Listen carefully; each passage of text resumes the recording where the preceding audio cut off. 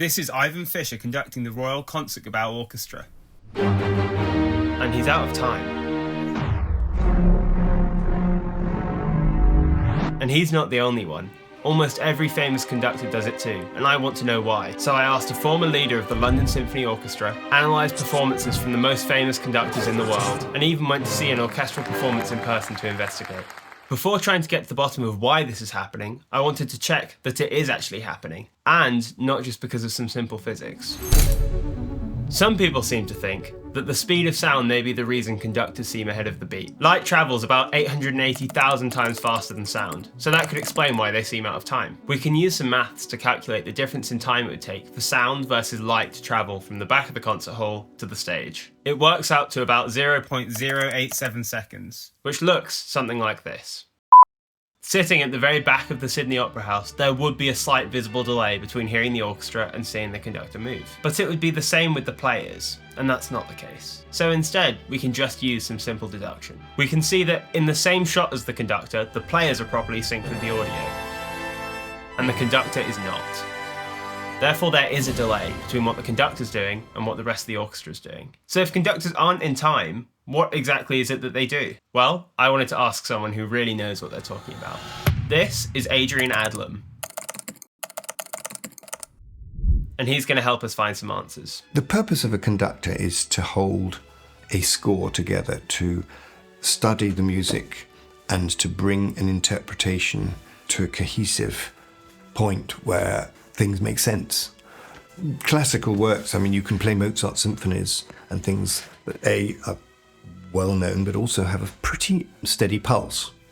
Without conductors, you really don't need conductors for most Baroque and classical music now, to be honest.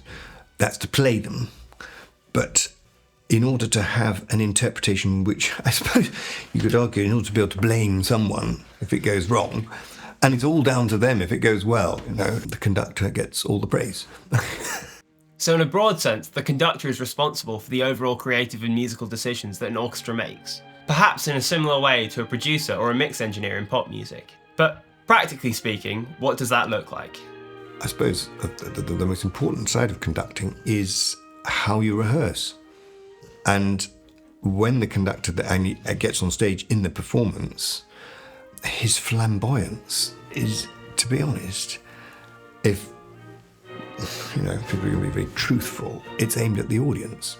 So although as an audience member, we think of conducting as waving your arms in front of an orchestra during a performance, that's actually a relatively small part of the role. And yet, it still is part of the role. You'd expect them to be in time. I asked Adrian if this is something he'd experienced. For a long time when I was with the London Symphony Orchestra, we had Sir Colin Davis as principal conductor. And it was quite a good relationship because at that time he was an elderly statesman, as it were. And a lot of us, the orchestra was predominantly quite young. And so there wasn't any antagonism. We got on well. We respected him.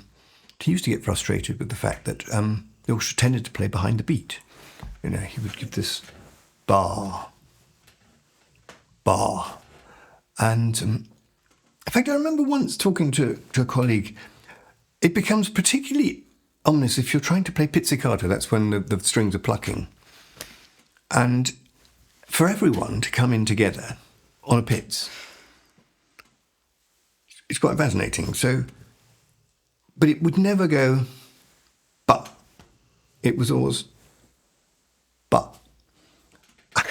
And I once said to a colleague, how do you know when to play? Because I was rather fascinated that we did actually play together. But we certainly weren't on the beat. And this slightly cynical colleague of mine, he said, just shut your eyes and pray. From that anecdote, it sounds as though it bothered both members of the orchestra and the conductor. So why did it happen? Well, one component of it is you don't want to be the one that plays early and sticks out. It's more important to play together than trying to prove a point. So it makes sense why players now would conform to this standard. But how and why did it become this way? Up until the 18th century, it was typical that the leader of the orchestra was responsible for providing all the direction an ensemble needed. However, as ensembles grew and compositions became increasingly more complex in the 19th century, the role of a designated conductor emerged. In some early instances, the composer would act as the conductor, for example in the case of Joseph Haydn or Felix Mendelssohn, and with this came the use of the baton. One of the very first conductors, person who conducted, was Jean-Baptiste Lully, and you possibly know this story of him banging the time with a staff. And the saying goes that he once got so excited and so vociferous about how he was thumping out the beat that he actually hit himself in the foot. And it is said that this wound developed into a sort of gangrenous wound, and in fact he died of it. So, there are dangers, as it were, to conducting. But, and then gradually throughout the sort of development, sticks sort of, so that was the original staff, and then it was felt that you had to hold something in the hand, and they had a very thick sort of baton. And gradually it would get thinner, but it's still very long. And if you see images of conductors in the early 20th century, the Adrian bolts and Furtwänglers, they have an extraordinarily long stick. And that, if you follow the development right the way through, you come to one of the preeminent conductors of our day, who's just recently, a few years ago, stepped down from the London Symphony Orchestra, Valery Gergiev. And he was famous for his toothpick. Literally, he had the sort of thing that appeared to be a toothpick. I never quite checked whether it actually was a toothpick. It certainly wasn't any bigger than a toothpick. So, as the baton shrunk, the desire to conduct exactly in time also reduced. Early conductors' roles required timekeeping, whether it was because they themselves were part of the orchestra, either leading on the violin or on a keyboard instrument, or they were banging a staff on the ground as a form of temporary percussion instrument. And that's no longer the case.